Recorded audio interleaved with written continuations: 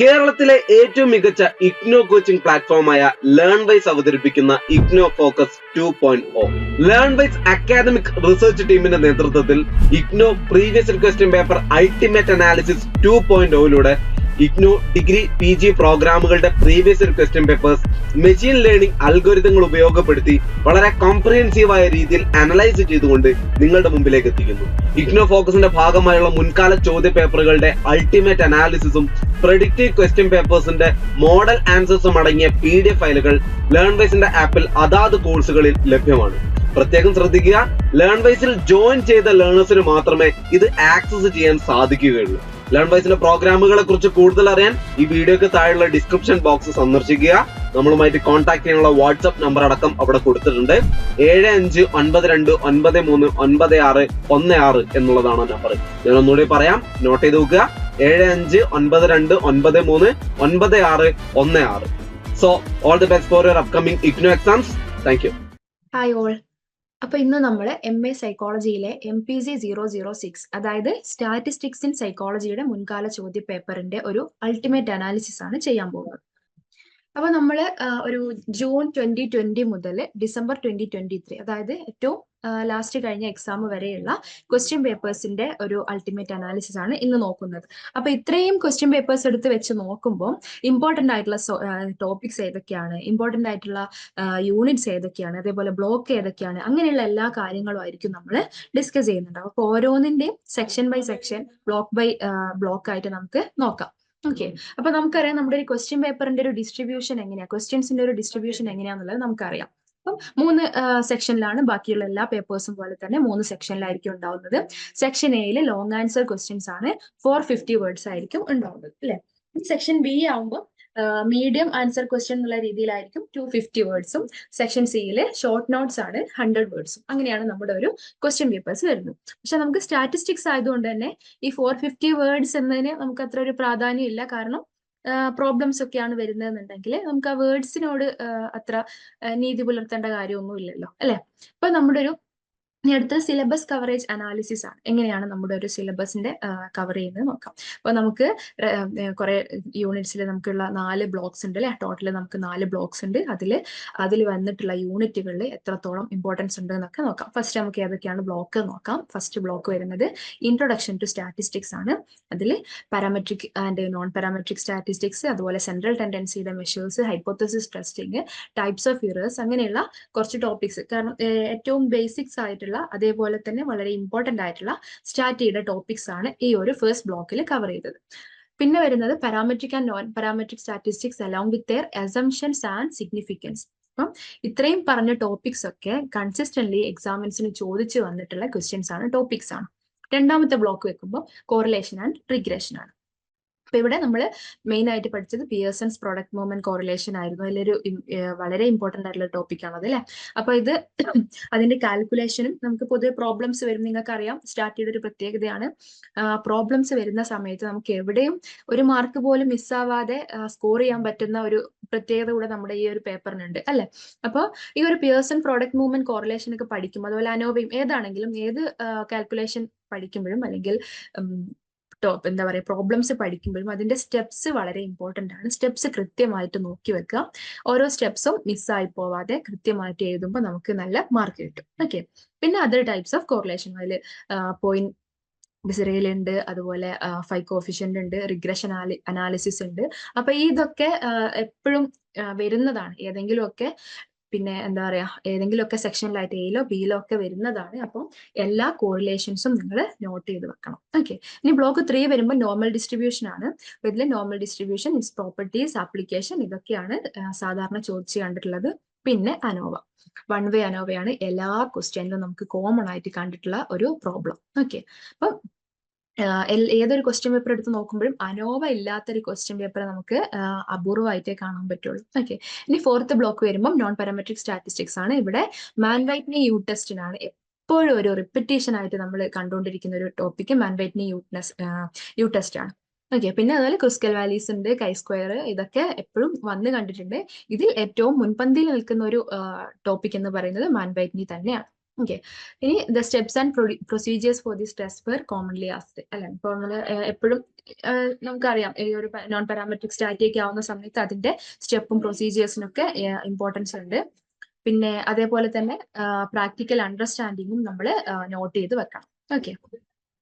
അപ്പൊ ഇനി എങ്ങനെയാണ് നമ്മുടെ ടൈപ്സ് ഓഫ് ക്വസ്റ്റ്യൻസ് എങ്ങനെയാണെന്നുള്ളത് നോക്കാം. ഇപ്പൊ കാൽക്കുലേഷൻ ബേസ്ഡ് ക്വസ്റ്റ്യൻസ് ആണെങ്കിൽ കൂടുതലായിട്ട് സെക്ഷൻ എയിലും സെക്ഷൻ ബിയിലുമാണ് കൂടുതലും ചോദിച്ചു വന്നിട്ടുള്ളത്. ഓക്കെ. അപ്പം ഒരു ANOVA, T test, Mann Whitney U test, chi square test ഇതൊക്കെയാണ് കൂടുതലായിട്ടും ചോദിച്ചിട്ടുള്ളത്. അതിൽ ഈ അനോവയാണ് സെക്ഷൻ എയിൽ ഏറ്റവും കൂടുതൽ കണ്ടിട്ടുള്ളത്. മാൻവൈറ്റ് നീ, കൈ സ്ക്വയറും ഒക്കെ കൂടുതലും സെക്ഷൻ ബിയിലാണ് കണ്ടിട്ടുള്ളത്. ഓക്കെ. രണ്ടാമത് വരുന്നത് നമുക്ക് കോൺസെപ്ച്വൽ ക്വസ്റ്റ്യൻസ് ആണ്. ഇവിടെ സെക്ഷൻ എയിൽ കാണുന്നതും സെക്ഷൻ ബിയിലും സെക്ഷൻ എയിലും തന്നെയാണ് ഇത് രണ്ടും കൂടുതൽ കാണുന്നത്.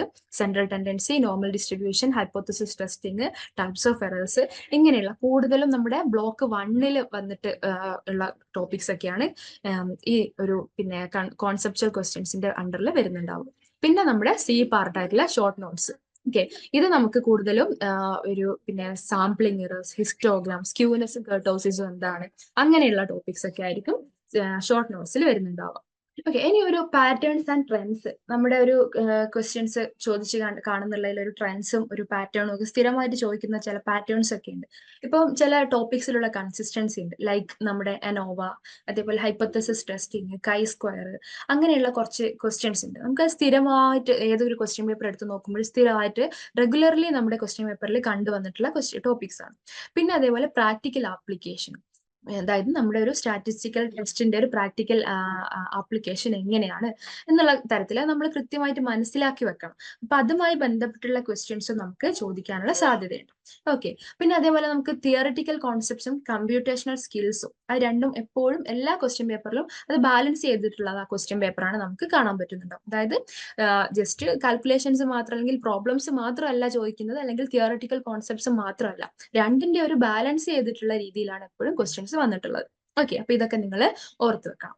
അപ്പം നിങ്ങൾ ഈ ഒരു ഇപ്രാവശ്യം ജൂലൈ 2024 സ്റ്റാർട്ട് എഴുതാൻ പോകുന്ന എല്ലാ സ്റ്റുഡൻസും കുറച്ച് കാര്യങ്ങൾ നോട്ട് ചെയ്ത് വെക്കേണ്ടതായിട്ടുണ്ട്. ഒന്ന് കോർ ടോപ്പിക്സ് ആണ്. ഓക്കെ. നമ്മുടെ hypothesis testing, types of errors, normal distribution, ANOVA, ഈ പറയുന്ന ഇതുപോലെ ഹൈ ഫ്രീക്വൻസി ആയിട്ടുള്ള ടോപ്പിക്സുകളിലൊക്കെ ഒരു നിർബന്ധമായിട്ട് നിങ്ങൾ കൃത്യമായിട്ട് മനസ്സിലാക്കി പഠിക്കുക, മനസ്സിലാക്കി വെക്കണം. അനോവയൊക്കെ വെറുതെ നമുക്കറിയാം ബൈഹാർട്ടൊക്കെ ചെയ്തു പോയി കഴിഞ്ഞാൽ ഇഷ്ടം പോലെ സ്റ്റെപ്സ് ഉള്ളതാണ്, ചിലപ്പോൾ മിസ്സായി പോകും അല്ലെ. ഏതെങ്കിലും ഒരു സ്റ്റെപ്പ് മിസ്സായി പോയി കഴിഞ്ഞാൽ ബാക്കി നമുക്ക് കിട്ടൂല, ഭയങ്കര ബുദ്ധിമുട്ടാവും. അപ്പൊ അതൊക്കെ വൃത്തിയായിട്ട് മനസ്സിലാക്കി പഠിക്കുക. ഓക്കെ. പിന്നെ സ്റ്റാറ്റിസ്റ്റിക്കൽ ടെസ്റ്റ്, നമ്മുടെ ടീസ് ടെസ്റ്റും കൈ സ്ക്വയറും അതുപോലെ മാൻവൈറ്റ് ന്യൂ ടെസ്റ്റ്, അങ്ങനെയുള്ള എല്ലാ ടെസ്റ്റുകളുടെയും ഒരു പ്രാക്ടീസ് ചെയ്തുകൊണ്ടിരിക്കുക, ചെയ്ത് പഠിക്കുക അല്ലെ. അപ്പൊ നമ്മൾ നേരത്തെ പറഞ്ഞ പോലെ മനസ്സിലാക്കി പഠിക്കുക എന്നുകൊണ്ട് ഉദ്ദേശിക്കുന്നത് അതാണ്, ചെയ്ത് പഠിക്കുക. പിന്നെ വരുന്നത് എല്ലാത്തിന്റെ അണ്ടറിൽ ഒരു അസംഷൻസ് ആൻഡ് ഇന്റർപ്രിട്ടേഷൻസ് എന്നൊക്കെ പറഞ്ഞിട്ട് വരാറുണ്ട് അല്ലെ. ഓരോരോ സ്റ്റാറ്റിസ്റ്റിക്കൽ മെത്തേഡ്സിന്റെയും അസംഷൻസും ഇന്റർപ്രിട്ടേഷൻസും വളരെ ഇമ്പോർട്ടന്റ് ആണ്. അതിലൂടെയാണ് നമ്മൾ കാര്യങ്ങൾ മനസ്സിലാക്കുന്നത്. അപ്പം അതും കൂടെ നിങ്ങൾ നോട്ട് ചെയ്ത് വെക്കണം. പിന്നെ സെക്ഷൻ സിക്ക് വേണ്ടിയിട്ട്, സെക്ഷൻ സിയിൽ വരുന്ന ഷോർട്ട് നോട്ട്സ് ആണ്. കുഞ്ഞു ടോപ്പിക്സുകൾ ഉണ്ടാവും അല്ലെ. നമ്മൾ നേരത്തെ പറഞ്ഞതുപോലെ ക്യൂനസ് ആൻഡ് കർട്ടോസിസ് എന്നൊക്കെ പറഞ്ഞിട്ടുള്ള ടോപ്പിക്സ് ഒക്കെ ഉണ്ടല്ലോ. അതുപോലെ ചെറുതായിട്ട് നമ്മൾ ഇടയ്ക്ക് പഠിക്കുന്ന കാര്യങ്ങളൊക്കെ കൃത്യമായിട്ട് പഠിച്ചു വെക്കുക. ഓക്കെ.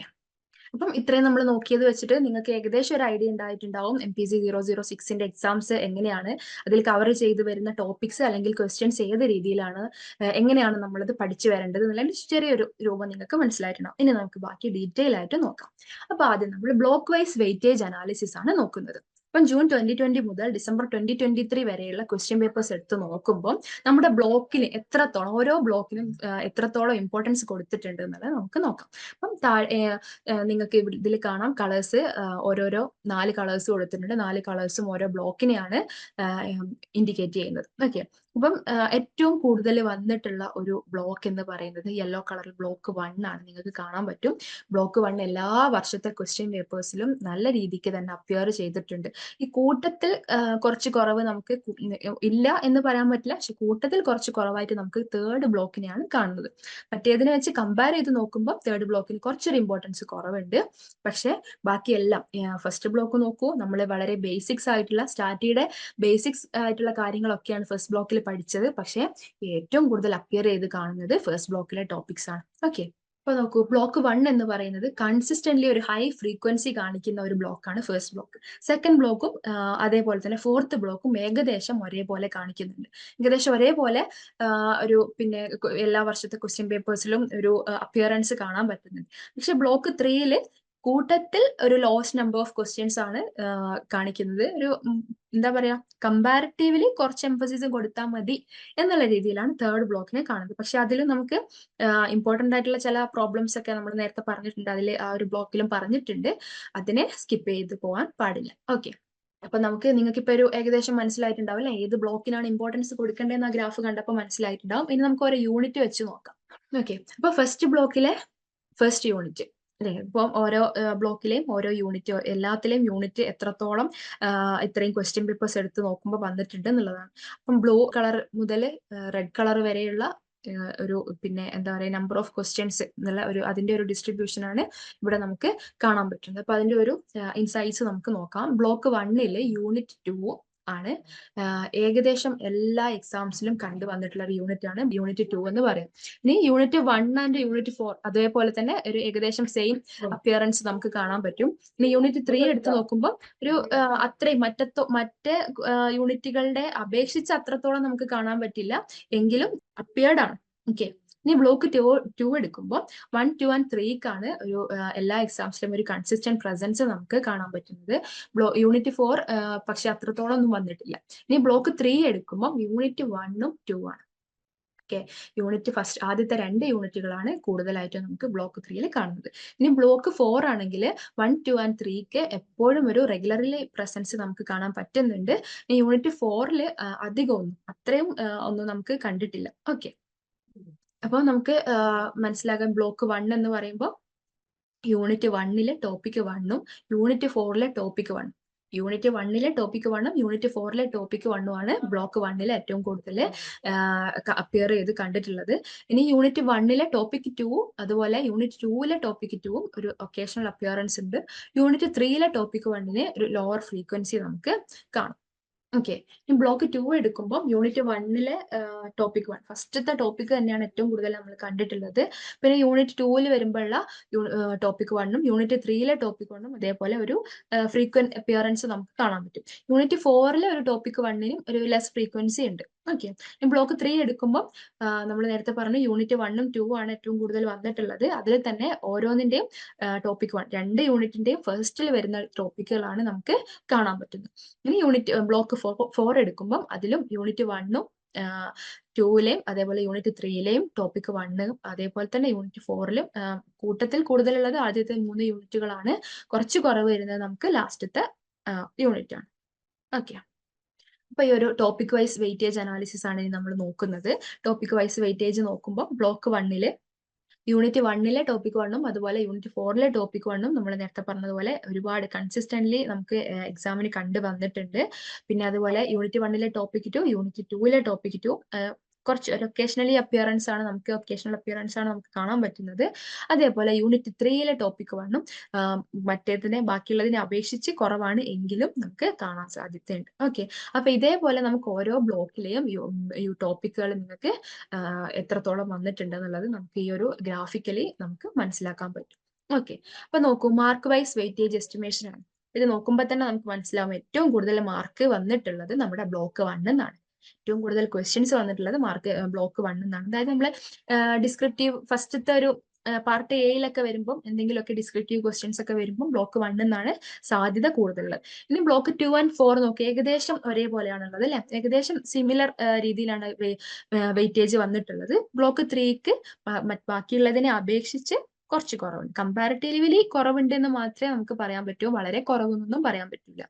ഓക്കെ, അപ്പോൾ നമ്മൾ നേരത്തെ പറഞ്ഞതുപോലെ ഓരോ ബ്ലോക്ക് എടുക്കുന്ന സമയത്തും ഏതൊക്കെ ടോപ്പിക്കിനാണ് ഏതൊക്കെ യൂണിറ്റിനാണ് ഇമ്പോർട്ടൻസ് കൊടുക്കേണ്ടതെന്ന് നമ്മളിപ്പം ഡിസ്കസ് ചെയ്തു.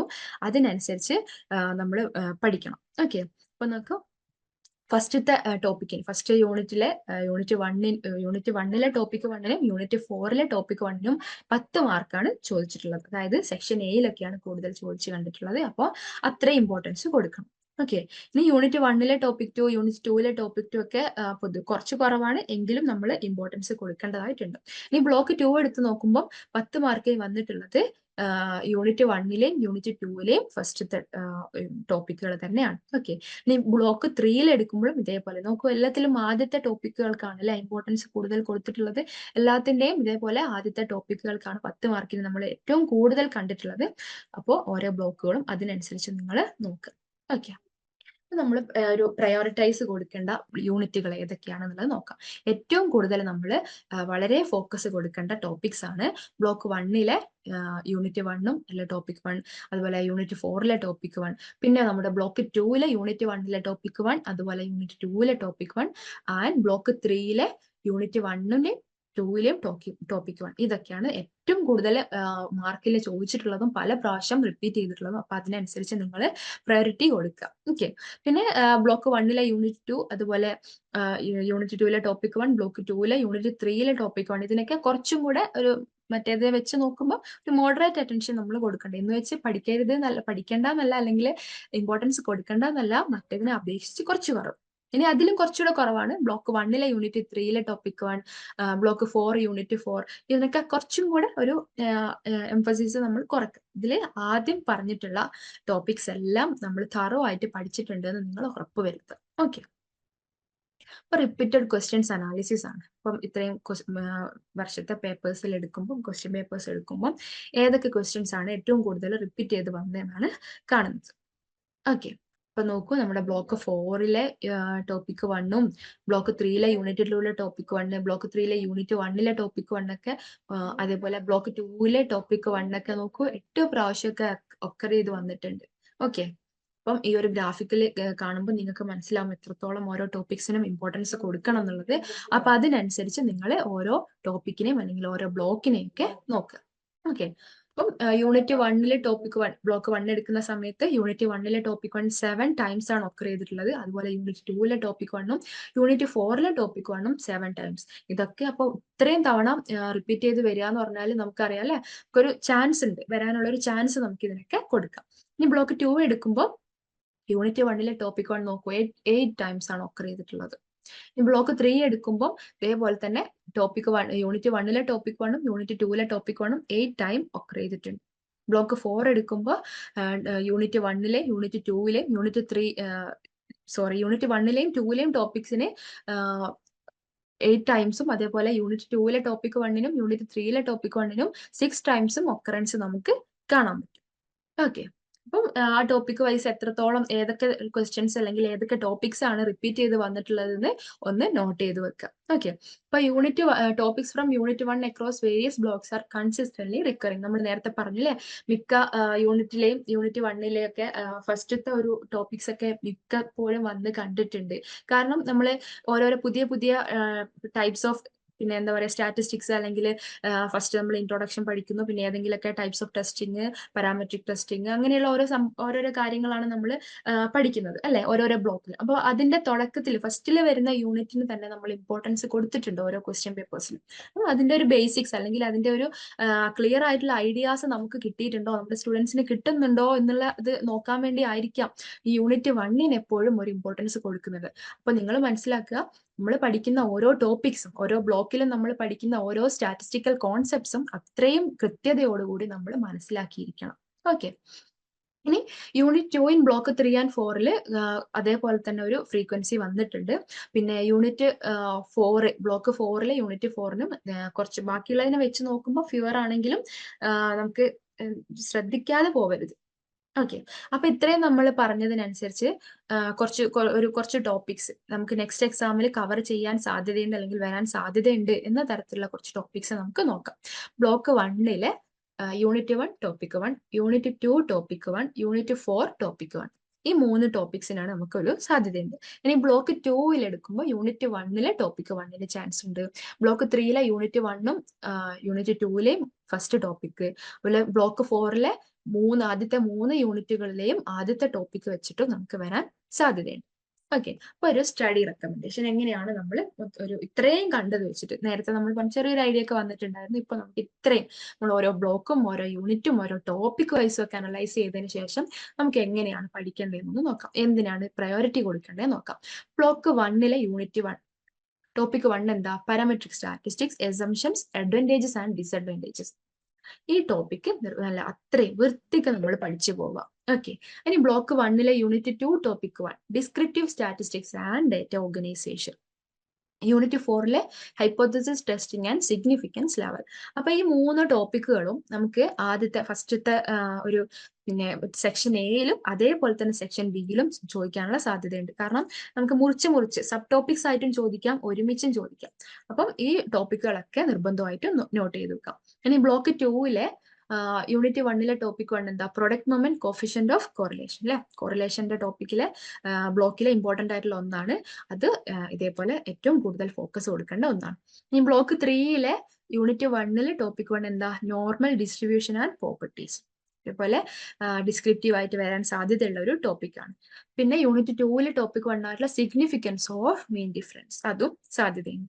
ഇനി ബ്ലോക്ക് 4 യൂണിറ്റ് 1 ടോപ്പിക് 1 എന്താണ്? Non parametric statistics and their assumptions. Okay. പിന്നെ Mann Whitney U test, Kruskal Wallis analysis of variance, ഇതിനും ഒരു ചാൻസ് ഉണ്ട്. ഓക്കെ. അപ്പൊ ഇനി നമുക്ക് അപ്കമിങ് എക്സാമിലുള്ള പ്രെഡിക്ഷൻസ് ആൻഡ് പ്രോബബിലിറ്റീസ് എങ്ങനെയൊക്കെയാണെന്നുള്ളത് നോക്കാം. ഓക്കെ.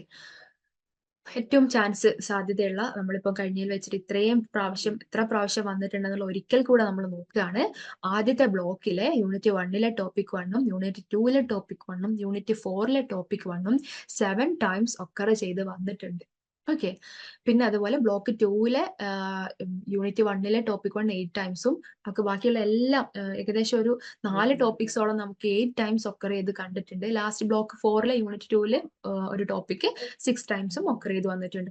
അപ്പൊ ഇത്രയും തവണ റിപ്പീറ്റ് ചെയ്ത് വരിക എന്ന് പറയുമ്പോൾ തന്നെ നമുക്ക് മനസ്സിലാക്കാം നമ്മുടെ സ്റ്റാറ്റിക്ക് ഒരു പ്രീവിയസ് ഇയർ ക്വസ്റ്റ്യൻ പേപ്പേഴ്സിന് നോക്കുമ്പോൾ അല്ലെങ്കിൽ അത് അനലൈസ് ചെയ്ത് പഠിക്കുമ്പോൾ നമുക്ക് അത്രയും ഒരു ഐഡിയാസ് കിട്ടും. അത് പഠിച്ചു പോയാൽ തന്നെ, അതിൽ വന്നിട്ടുള്ള റിപ്പീറ്റ് ചെയ്ത് വന്നിട്ടുള്ള ടോപ്പിക്സ് ഒക്കെ പഠിച്ചു പോയാൽ തന്നെ നമുക്കൊരു നല്ല മാർക്ക് സ്കോർ ചെയ്യാൻ പറ്റും.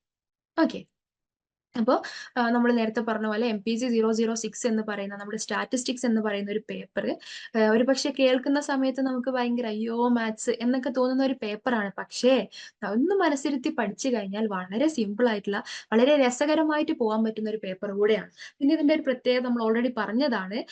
പ്രോബ്ലംസിന് നമുക്ക് ഒരിക്കലും എവിടെയും മാർക്ക് കട്ട് ചെയ്യാനൊന്നുമില്ല. നമുക്ക് മാക്സിമം സ്കോർ ചെയ്യാൻ പറ്റുന്നത് പ്രോബ്ലംസിലൂടെയാണ്. അപ്പോൾ ഓരോ പ്രോബ്ലംസും നിങ്ങൾ ചെയ്ത് തന്നെ പഠിക്കുക.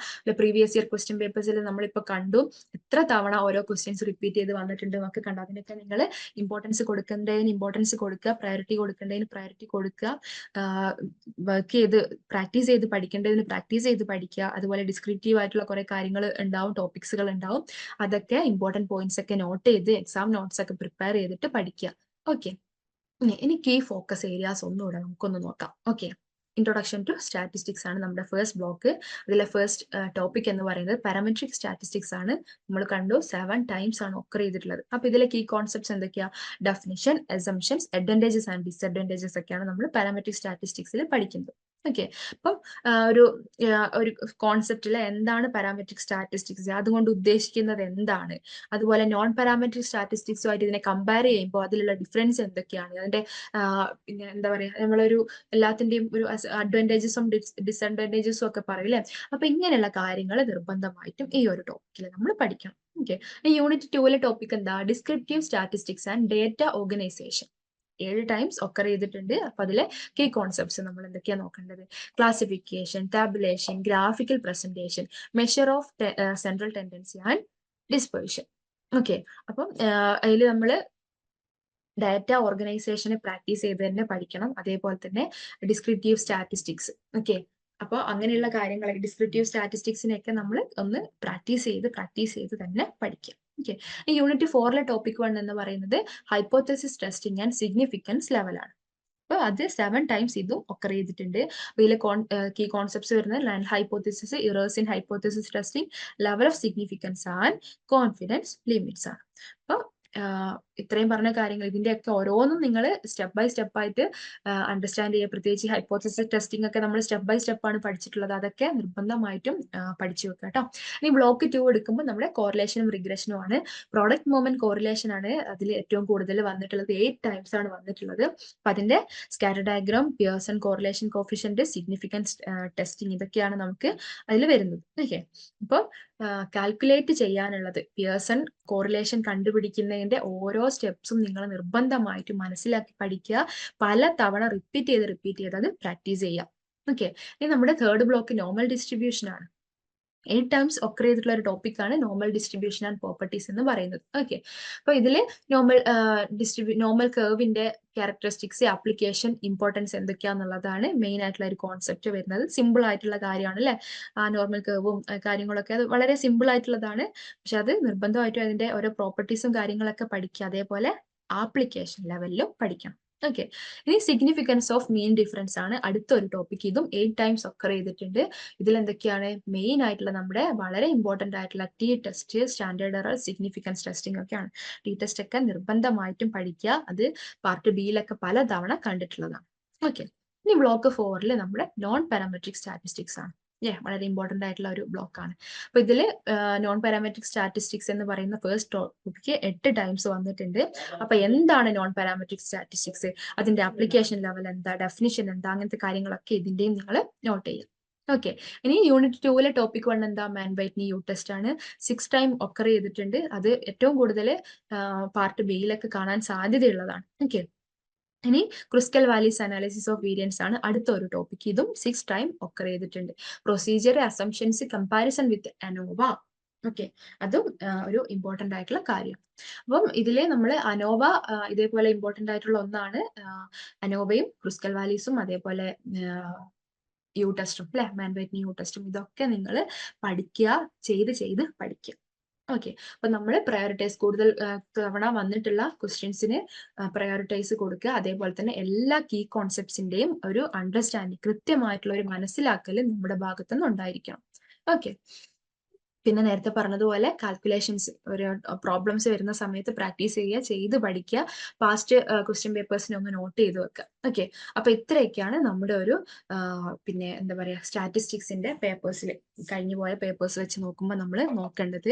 പിന്നെ അതുപോലെ ഒരു നമ്മുടെ ഡയഗ്രാംസും ചാർട്ട്സും ഒക്കെ ഉണ്ട് അല്ലെ. ഇപ്പൊ നമ്മൾ നോർമൽ കർവ് എന്നൊക്കെ പറയുമ്പോൾ എല്ലാത്തിനും അതിനൊക്കെ ഒരു ഡയഗ്രാം ഒക്കെ വെച്ചിട്ടുണ്ട്. അതൊക്കെ നമ്മൾ വരയ്ക്കുമ്പോൾ എന്തെങ്കിലും ഒരു കോൺസെപ്റ്റ് എഴുതുന്ന സമയത്ത് അതിനെ ഒന്നും കൂടെ ക്ലിയർ ആയിട്ട് അണ്ടർസ്റ്റാൻഡ് ചെയ്യാൻ വേണ്ടിയിട്ട് നമുക്ക് യൂസ് ചെയ്യാൻ പറ്റുന്ന കാര്യങ്ങളാണ് ഡയഗ്രാംസും ചാർട്ട്സും ഗ്രാഫ്സും ഒക്കെ അല്ലെ.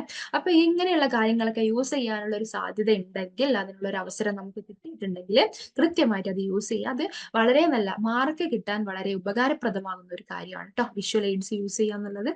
പിന്നെ അതുപോലെ നമ്മൾ പഠിക്കുന്ന സമയത്താണെങ്കിലും ഓരോ ടോപ്പിക്കിനും ഷോർട്ട് നോട്ട് എഴുതിയിട്ട് പഠിക്കുക അല്ലെ. നമ്മളെപ്പോഴും നിങ്ങൾക്ക് റിവിഷന്റെ സമയത്തും എക്സാം സ്പെഷ്യലിന്റെ സമയത്തൊക്കെ പറഞ്ഞിട്ടുള്ളതാണ്, ഷോർട്ട് നോട്ടുകൾ എഴുതിയിട്ട്, അതായത് നമ്മൾ സാധാ നോട്ട് എഴുതുന്നതല്ല, എക്സാമിന് പഠിക്കുമ്പോൾ എക്സാമിന്റെ നോട്ട്സ് ആയിട്ട് ഒരു ഷോർട്ട് നോട്ട് പ്രിപ്പയർ ചെയ്യുക.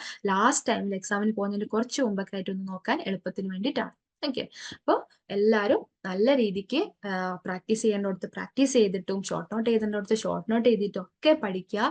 സ്റ്റാറ്റിനെ ആരും പേടിക്കേണ്ട കാര്യമില്ല. വളരെ അധികം റിപ്പീറ്റേഷൻ വന്നിട്ടുള്ള ഒരു ക്വസ്റ്റ്യൻസ് ഒക്കെ വന്നിട്ടുള്ള ഒരു പേപ്പറും കൂടിയാണ് സ്റ്റാറ്റി. അതുകൊണ്ട് മാത്രമല്ല എല്ലാവർക്കും നല്ല രീതിക്ക് സ്കോർ ചെയ്യാൻ പറ്റുന്ന ഒരു പേപ്പറുമാണ് സ്റ്റാറ്റി. അപ്പോൾ നല്ല കോൺഫിഡൻസോട് കൂടെ പോവുക, പ്രാക്ടീസ് ചെയ്ത് പഠിക്കുക. എല്ലാവർക്കും നല്ല രീതിക്ക് എക്സാം എഴുതാൻ പറ്റട്ടെ എന്ന് ആശംസിക്കുകയാണ്. Good luck. ഇനി ഫൈനലി നമുക്കൊരു പ്രഡിക്റ്റീവ് ക്വസ്റ്റ്യൻ പേപ്പർ കൂടെ നോക്കാം. അതായത് നമുക്കറിയാം സ്റ്റാറ്റിയുടെ മാക്സിമം മാർക്സ് 50 ആണ്. 2 hours ആണ് നമ്മുടെ ടൈം എന്ന് പറയുന്നത്. 3 സെക്ഷനിലാണ് ക്വസ്റ്റ്യൻ പേപ്പേഴ്സ് വന്നിട്ടുള്ളത്. ഏകദേശം ചാൻസ് ഉള്ള കുറച്ച് ക്വസ്റ്റ്യൻസ് 2024 വരാൻ സാധ്യതയുള്ള ക്വസ്റ്റ്യൻ പേപ്പറാണ് നമ്മൾ ഡിസ്കസ് ചെയ്യാൻ പോകുന്നത്. സെക്ഷൻ എയിൽ വന്നിട്ടുള്ളത് ഫസ്റ്റത്തെ എങ്ങനെയാണ് വരിക, 450 വേർഡ്സ് ആണ്. നമ്മൾ ഓൾറെഡി പറഞ്ഞതാണ്. ആദ്യത്തെ സെക്ഷൻ എയിൽ ഏതെങ്കിലും 2 ക്വസ്റ്റ്യൻസ് ആണ് നമ്മൾ അറ്റൻഡ് ചെയ്യേണ്ടത്. First question, define parametric statistics and describe it's assumptions, advantages and disadvantages. Explain with examples how parametric test are used in psychological research. Second question, explain the steps in computing Pearson product movement correlation with the help of a suitable example. Discuss the significance of Pearson's correlation coefficient in psychological studies. The third one, compute the t-test for the following data. Group എയും group ബിയും കൊടുത്തിട്ടുണ്ട്. ഇനി fourth one, compute one way ANOVA for the following data and indicate if group differ significantly on variable. Okay, one way അനോവയാണ് കേട്ടോ. ഈ section ബിയിൽ വരുമ്പോൾ 250 വേർഡ്സിലാണ് എഴുതേണ്ടത്. ഏതെങ്കിലും 4 ക്വസ്റ്റ്യൻ നമ്മൾ അറ്റൻഡ് ചെയ്യണം. Discuss the organization of data in descriptive statistics, include different methods of classification and tabulation. Sixth one, differentiate between partial correlation and part correlation. Okay, with suitable examples. Any seventh, compute the Mann-Whitney U-test. Okay, discuss the procedure for conducting Kendall's rank order correlation. Explain its importance in non-parametric statistics. ഇനി നമുക്ക് section സിയിലെ short നോട്ട്സുകൾ ഏതൊക്കെയാ നോക്കാം. Sampling error, assumptions underlying the analysis of variance, okay, nominal data. ഇത്രയാണ് നമുക്ക് section സിയിൽ വന്നിട്ടുള്ളത്. അപ്പം ഈ ക്വസ്റ്റ്യൻസ് ഒക്കെ നിങ്ങളൊന്ന് നോക്കുക, ഇതൊന്ന് സ്വന്തമായിട്ട് അറ്റൻഡ് ചെയ്യാൻ അല്ലെങ്കിൽ ഒന്ന് എഴുതി നോക്കാനൊന്ന് ശ്രമിച്ചു നോക്കുക. ഇത്രയും ക്വസ്റ്റ്യൻസ്. അപ്പൊ ഇതിന്റെയൊക്കെ ആൻസർ കീ നമ്മുടെ ലേൺ വൈസിന്റെ ആപ്പിൽ കൊടുത്തിട്ടുണ്ട്. ലേൺ വൈസിന്റെ ആപ്പിൽ ഇതിന്റെ എല്ലാത്തിന്റെയും ആൻസർ കീ, ക്വസ്റ്റ്യൻസും ആൻസർ കീ ഒക്കെ കൊടുത്തിട്ടുണ്ട്. നിങ്ങൾ ആദ്യം സ്വന്തമായിട്ടൊന്ന് എഴുതാൻ ശ്രമിച്ചു നോക്കൂ. എന്നിട്ട് നമ്മുടെ ആപ്പിൽ കയറിയിട്ട് അതിന്റെ ആൻസർ കീ ഒക്കെ എടുത്തിട്ടൊന്ന് നോട്ട് ചെയ്ത് നോക്കുക. ഓക്കെ, അപ്പം ഒരിക്കൽ കൂടി എല്ലാവർക്കും സ്റ്റാറ്റിസ്റ്റിക്സിന്റെ എക്സാം എഴുതാൻ പോകുന്ന എല്ലാവർക്കും നല്ല രീതിയിൽ അപ്പിയർ ചെയ്യാൻ കഴിയട്ടെ എന്ന് ആശംസിക്കുകയാണ്. Thank you so much. കേരളത്തിലെ ഏറ്റവും മികച്ച ഇഗ്നോ കോച്ചിംഗ് പ്ലാറ്റ്ഫോമായ ലേൺ വൈസ് അവതരിപ്പിക്കുന്ന IGNOU focus 2.0. Learn Wise academic research ടീമിന്റെ നേതൃത്വത്തിൽ IGNOU previous question paper ultimate analysis 2.0യിലൂടെ ഇഗ്നോ ഡിഗ്രി PG പ്രോഗ്രാമുകളുടെ previous question papers machine learning അൽഗോരിതങ്ങൾ ഉപയോഗപ്പെടുത്തി വളരെ കോംപ്രിഹെൻസീവായ രീതിയിൽ അനലൈസ് ചെയ്തുകൊണ്ട് നിങ്ങളുടെ മുമ്പിലേക്ക് എത്തിക്കുന്നു. ഇഗ്നോ ഫോക്കസിന്റെ ഭാഗമായുള്ള മുൻകാല ചോദ്യ പേപ്പറുകളുടെ അൾട്ടിമേറ്റ് അനാലിസിസും പ്രെഡിക്റ്റീവ് ക്വസ്റ്റ്യൻ പേപ്പേഴ്സിന്റെ മോഡൽ ആൻസേഴ്സും അടങ്ങിയ PDF ഫയലുകൾ ലേൺ വൈസിന്റെ ആപ്പിൽ അതാത് കോഴ്സുകളിൽ ലഭ്യമാണ്. പ്രത്യേകം ശ്രദ്ധിക്കുക, ലേൺ വൈസിൽ ജോയിൻ ചെയ്ത ലേണേഴ്സിന് മാത്രമേ ഇത് ആക്സസ് ചെയ്യാൻ സാധിക്കുകയുള്ളൂ. ലേൺ വൈസിലെ പ്രോഗ്രാമുകളെ കുറിച്ച് കൂടുതൽ അറിയാൻ ഈ വീഡിയോക്ക് താഴെയുള്ള ഡിസ്ക്രിപ്ഷൻ ബോക്സ് സന്ദർശിക്കുക. നമ്മളുമായിട്ട് കോൺടാക്ട് ചെയ്യാനുള്ള വാട്സ്ആപ്പ് നമ്പർ അടക്കം അവിടെ കൊടുത്തിട്ടുണ്ട്. 7592939616 എന്നുള്ളതാണ് നമ്പർ. ഞാൻ ഒന്നുകൂടി പറയാം, നോട്ട് ചെയ്ത് നോക്കുക. 7592939616. So all the best for your upcoming IGNO exams. Thank you.